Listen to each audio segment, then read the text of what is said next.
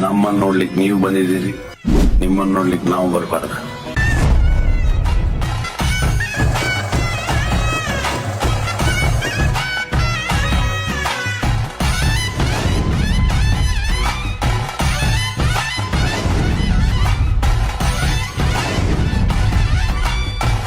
ಹೇಳ ಹೊರಟರೆ ಬೆಳಗಿನ ತನಕ, ಆಳ ಪಯಣವು ಮುಗಿಯುವ ತನಕ ಕಥೆಯೋ ಇನವೆತೆಯೋ ಕಾರ್ಮಿಕದ ಸಂಗತಿಯೋ.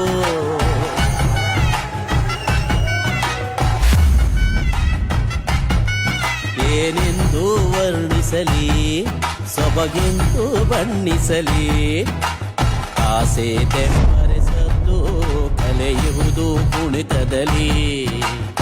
ಏನ್ ಚಂದವೋ